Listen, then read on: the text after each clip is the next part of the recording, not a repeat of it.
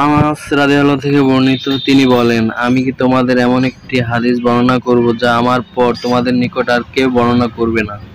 আমি আল্লাহ রাসূল সাল্লাল্লাহু আলাইহি ওয়াসাল্লামকে বলতে শুনেছি যে কিয়ামতের কিছু আলামত হলো, ইলম হ্রাস পাবে, অজ্ঞতার প্রসার ঘটবে, ব্যভিচার ছড়িয়ে পড়বে, স্ত্রীলোকের সংখ্যা বৃদ্ধি পাবে এবং পুরুষের সংখ্যা কমে যাবে, এমনকি প্রতি 50 জন স্ত্রীলোকের জন্য মাত্র একজন পুরুষ হবে পরিচালক।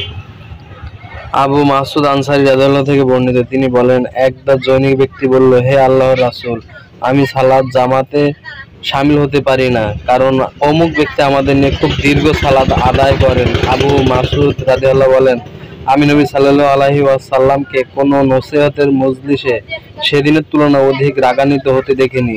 রাগোত্ত স্বরে তিনি বললেন, হে লোক সকল, তোমরা মানুষের মধ্যে বিরক্তির সৃষ্টি করো, অতএব যে লোকেদের নিয়ে সালাত আদায় করবে সে যেন সংক্ষেপে করে, কারণ তাদের মধ্যে রোগী, দুর্বল ও কর্মব্যস্ত লোক থাকে।